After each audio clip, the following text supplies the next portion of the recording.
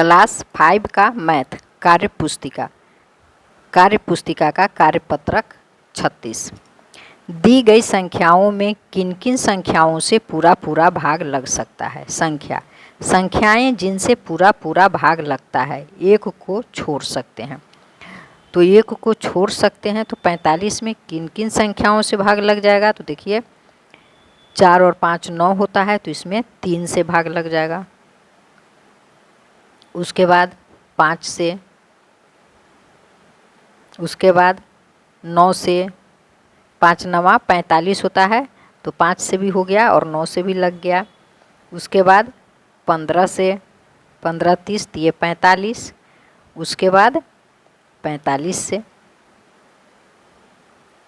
अब है 16, 16 में 2 से लगेगा। उसके बाद 4 से लगेगा, 2 8 16 तो 8 से भी लगेगा।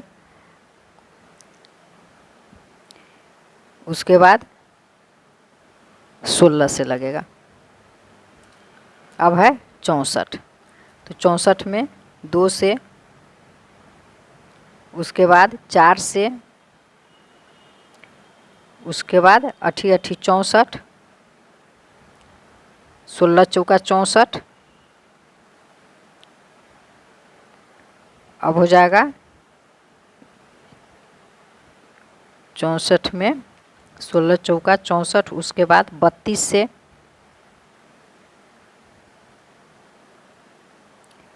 उसके बाद 64 से। अब है 90, तो 90 में सबसे पहले तो 2 से लगाएंगे, फिर 3 से लग जाएगा, 5 से, उसके बाद 6 से भी लगेगा। उसके बाद हो जाएगा 7 से नहीं लगेगा, 8 से नहीं लगेगा, 9 से लगेगा, फिर 10 से लगेगा। उसके बाद 45 से लगेगा।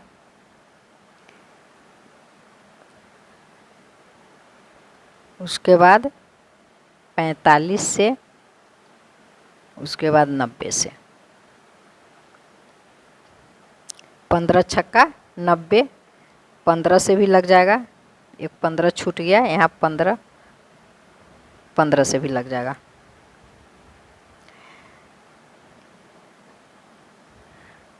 अब 75 है, 75 में किस किस संख्या से भाग, इसमें एक 30 भी छूट गया था। चलिए 30, 15 30, उसके बाद 45 और 90। अब है 75, तो 75 में 3 से, 5 से, 15 से, 25 से और 75 से। अब है 24, 24 में 2 से, 4 से, 6 से, 12 से, उसके बाद 24 से। 48 में 2 से, 4 से, 3 से, 6 से, 8 से, 12 से, 16 से, 24 और 48। 15, 15 में हो जाएगा आपको 3 से, 5 से, 15 से। 12, 12 में 2 से, 3 से, 4 से, 6 से और 12 से।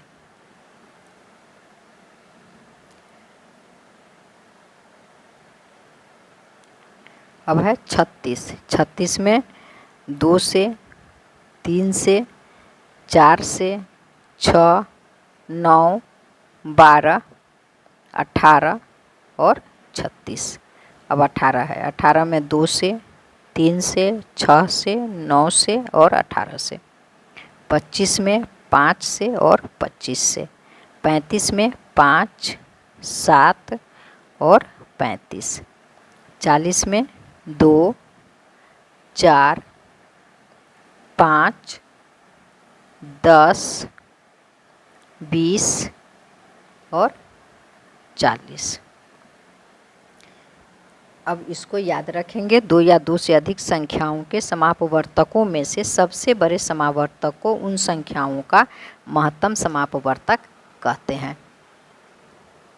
अब प्रश्न है, संख्या 45 और 75 के समान विभाजकों को लिखिए। तो पहले ऐसे 45 लिखेंगे और इसका निकाल लेंगे, तो सब इसमें पहले 3 से लगेगा तो यहाँ 15 हो जाएगा, फिर 3 से लगेगा तो यहाँ 5 हो जाएगा, 3 पचे 15 हो गया। अब है 75, यहाँ जगह नहीं है तो इधर लिख देते हैं 75 है। तो 75 में पहले 3 से लगाएंगे तो 25 हो जाएगा, उसके बाद 5 से लगाएंगे तो 5 पचे 25। तो इसमें कह रहा है कि समान विभाजकों को लिखिए। तो समान विभाजक 3 इसमें भी है और इसमें भी, 5 इसमें भी, इसमें भी।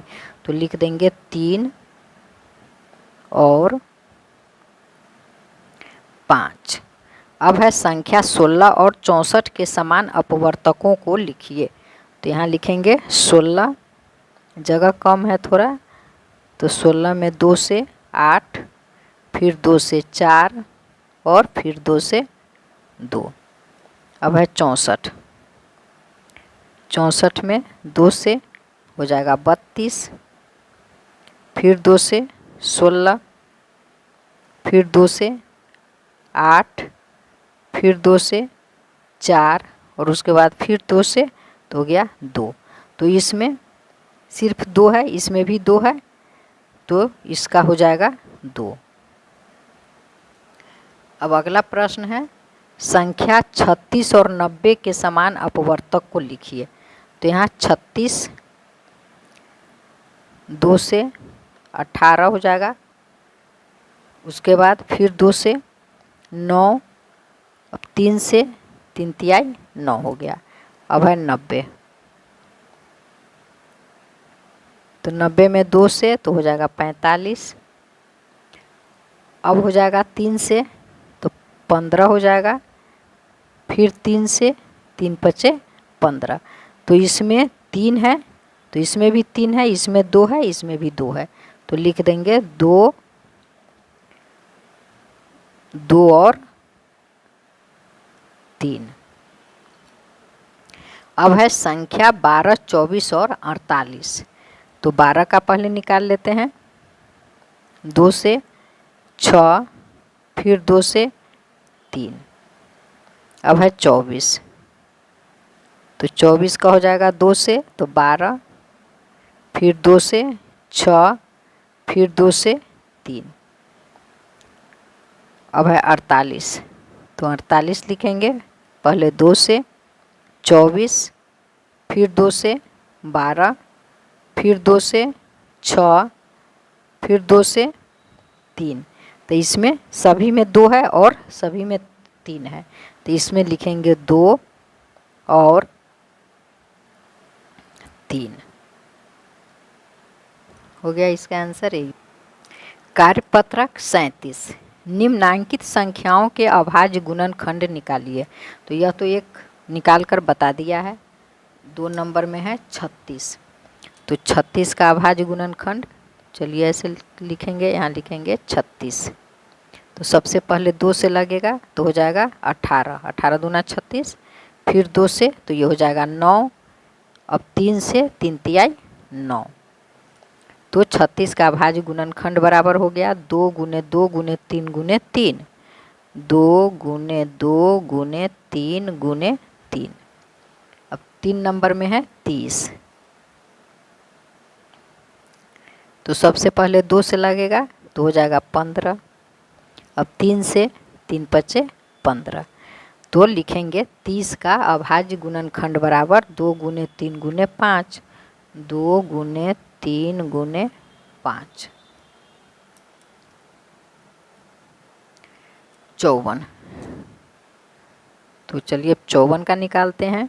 सबसे पहले 2 से लगाएंगे तो ये हो जाएगा 27, 27। उसके बाद 3 से तो 3 नमा 27, फिर 3 से तो 3 तिहाई 9। तो इसको यहाँ लिख देंगे 2 गुने 3 गुने 3 गुने 3। अब है 48, तो 48 का 2 से 2 4, यहाँ हो गया 2 से 1 2, फिर हो गया 2 से 6, फिर हो गया 2 से 2 तिया 6। अब लिखेंगे अभाज्य गुणनखंड, 1 2 3 4, 2 है 1 3 है, 2 गुने 2 गुने 2 गुने 2 गुने 3। अब है प्रश्न 6।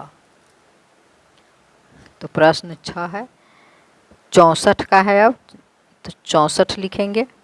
तो सबसे पहले इसमें 2 से लगाएंगे तो ये हो जाएगा 3 2 32, फिर 2 से 16, 16 दूना 32 होता है, फिर 2 से तो 8, फिर 2 से 4 और फिर 2 से लगेगा 2।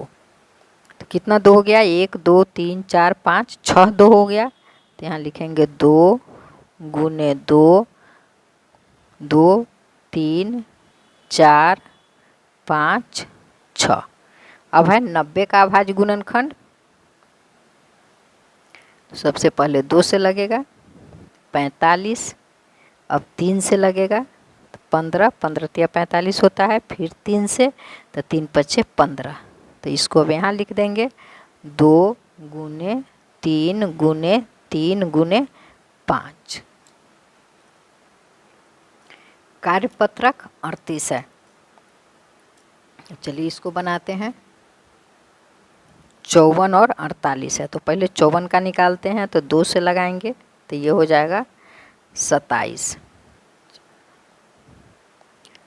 2 दूना 4 तो 7 14 सही है। अब 3 से 3 नमा 27, फिर 3 से 3 तियाई 9। अब 48 में लगाएंगे तो पहले 2 से लगेगा तो ये हो जाएगा 24, फिर 2 से 12, फिर 2 से 6, फिर 2 से 3। तो यहाँ 1 2 और 3 3 है तो यहाँ लिखेंगे 54 का अभाज्य गुणनखंड बराबर 2 गुने 3 गुने 3 गुने 3। अब 48 का अभाज्य गुणनखंड बराबर 1 2 3 4 2 है और 1 3 है। चलिए 1 2 3 4 और 1 3 है। अब देखते हैं कि इसमें कौन कौन है, दोनों में है। तो चलिए ये 2 दोनों में है और 1, चलिए ये 3 दोनों में है। अब दोनों में अब समान नहीं है तो लिखेंगे अतः 54 और 48 का मौसा बराबर 2 गुने 3, 2 गुने 3 बराबर 6 है आंसर। अब है 2 नंबर 64 और 90 है। तो 64 का निकालेंगे तो पहले 2 से लगाएंगे तो ये हो जाएगा 32, फिर 2 से 16, फिर 2 से 8, फिर 2 से 4, फिर 2 से 2। अब 90, 2 से 45, फिर 2 से 15 30 तिये 45, फिर 3 से 3 पच्चे 15। तो कैठो 1 2 3 4 5 6 2 है। तो 64 का अभाज्य गुणनखंड बराबर लिखेंगे 6 2 लिखेंगे 1 2 3 4 5 6। अब 90 का है 1 2 2 है, 1 3 1 5 है। 2 गुने 2 गुने 3 गुने 5 है।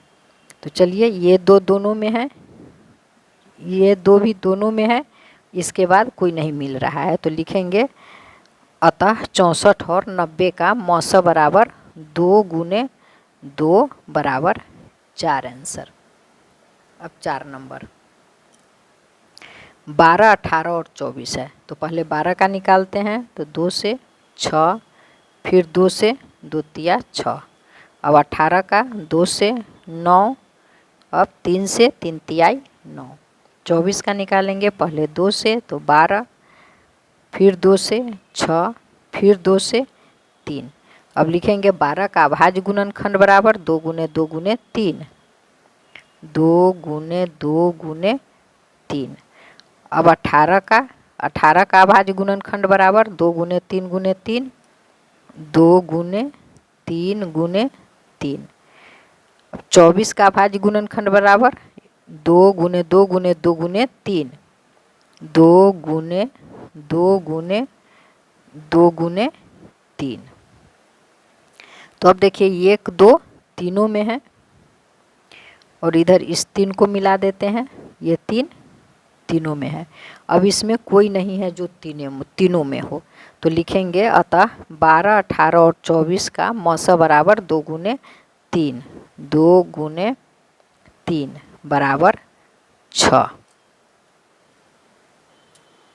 कार्यपत्रक 38 है। अभाज्य गुणनखंड द्वारा महत्तम समापवर्तक ज्ञात कीजिए। 30 और 36 है, तो एक बनाकर दिखाया है। सॉरी, ये तो हो गया है, 39 बनाना है। चलिए, कार्यपत्रक 39। भाग विधि द्वारा मौस महत्तम समापवर्तक को ही मौस बोलते हैं, महत्तम समापवर्तक ज्ञात कीजिए भाग विधि द्वारा। तो यहाँ है 8 और 12 है, तो 8 से भाग देंगे 12 में, एक बार में 8 माइनस करेंगे, हो गया 4। फिर 4 से इस 8 में देंगे, 4 दूना 8 बराबर 4। ये जो 4 है यही इसका आंसर हो जाएगा। 20 और 30 है, तो 20 से भाग देंगे 30 में, एक बार में 20, 0 1। अब इस 10 से भाग देंगे 20 में, तो 10 दूना 20, आंसर हो गया 10। अगर आप लिखना चाहें तो लिख दे कि अंतिम भाजक 10 है, जो 20 और 12 का महत्तम समापवर्तक है, आप लिख सकते हैं। अब है 18 और 32, तो 18 से भाग देंगे 32 में, एक बार में जाएगा 18, तो ये हो गया 4 और ये हो गया 2 में से 1 गया 1। अब 14 से 18 में एक बार 14 माइनस कर देंगे, तो ये हो गया 4, ये कट गया। अब 4 से 14 में, तो 4 तिया 12, बच गया 2, कट गया। फिर 2 से 4 में, 2 दूना 4, कट गया, बराबर 2 आंसर हो गया। अंतिम जो भाजक है वही इसका आंसर होगा। अब है 16 और 42, तो 16 से भाग देंगे 42 में, तो 16 32, 2 बार में जाएगा, 16 दूना 32, तो ये हो गया 0, ये हो गया 1। अब 10 से 16 में भाग देंगे, एक बार में जाएगा 10, ये हो गया 6। 6 से 10 में एक बार में जाएगा 6, ये हो गया 4। 6 में अब एक बार में 4, अब आ गया 2, 2 से 4 में 2 बार में ये कट गया, तो बराबर आंसर हो गया 2, क्योंकि अंतिम भाजक 2 है, अंतिम भाजक ही आंसर होता है। अब 30 और 36 है, तो 30 से भाग देंगे 36 में, एक बार में 30, हो गया 6, कट गया। अब 6 से 30 में, तो 6 पंचे 30, बराबर 6 आंसर हो गया। अब है 12, 18 और 36, तो सबसे पहले 12 से 18 में देते हैं भाग, एक बार में 12, हो गया 6, कट गया, 6 दूना 12, कट गया। अब ये बचा 6 और ये 36 बटा, तो ये 6 से भाग देंगे 36 में, 6 छक 36, कट गया, तो बराबर आंसर 6 आया। अब है कार्यपत्रक 40। प्रथम 10 गुणज लिखिए। 6 का गुणज लिखा है, तो 8 का गुणज, गुणज का मतलब है टेबल, आप टेबल लिख दीजिए। तो 10 गुणज कह रहा है, तो 8 का लिखेंगे 8, 8 दूना 16, 8 तिरी 24, 8 चौक 32, 8 पंचे 40, 8 छक 48, 8 सत्ते 56, 8 8 64, 8 नमा 72, 8 दहाई 80। 3 का 3, 3 दूना 6, 3 तिहाई 9, 3 चौका 12, 3 पचे 15, 3 छक 18, 3 सत्ते 21, 3 अट्ठे 24, 3 नमा 27, 3 दहाई 30। अब है 9 का, 9 एक का 9, 9 दूनी 18, 9 तिया 27, 9 चौक 36, 9 चौक 36, 9 पचे 45, 9 छक 54, 9 सत्ते 63, 9 अट्ठे 72, 9 नमा 81, 9 दहाई 90। अब है 12 के, तो लिखेंगे 12 का 12, 12 दूना 24, 12 तिया 36, 12 चौका 48, 12 पंचे 60, 12 छक 72, 12 सत्ते 84, 12 अट्ठे 96, 12 सत्ते 84, 12 अट्ठे 96, 12 नमा 108, 12 दहाई 120। अब 5 का 5, 5 दूनी 10, 5 तिया 15, 5 चौका 20, 5 पचे 25, 5 छक 30, 5 सत्ते 35, 5 अट्ठे 40, 5 नमा 45, 5 दहाई 50। अब 7 का है 7 ते कम 7, 7 दूनी 14, 7 तिया 21, 7 चौका 28, 7 पच्चे 35, 7 छक 42, 7 सत्ते 49, 7 अट्ठे 56, 7 नमा 63, सॉरी ऊपर 7 नमा 63, 7 दहाई 70। अब फिर इधर प्रश्न देखिए है 8 और 3 के समान अपवर्त या समापवर्त बराबर क्या होगा? सबसे छोटा समापवर्तक। तो इसका जो है 3 और 8 का सबसे समान अपवर्त कौन सा है? तो 3 8 का और 3 का तो कौन सा है जो दोनों में है? तो इसमें देखिए 24 और इसमें भी है 24, 24 है तो समान हो गया 24। और सबसे छोटा समापवर्तक कौन सा है इसका? तो सबसे छोटा समापवर्तक है, अब है 5 और 7 के समान अपवर्त या समापवर्त। तो 5 और 7 का देखिए क्या है? 5 और 7 जो दोनों में है तो वो कौन सा है? तो 5 में यहाँ 35 है और 7 में भी यहाँ 35 है, तो इसमें हो जाएगा 35। अब है 9 और 12 के समान अपवर्त या समापवर्त।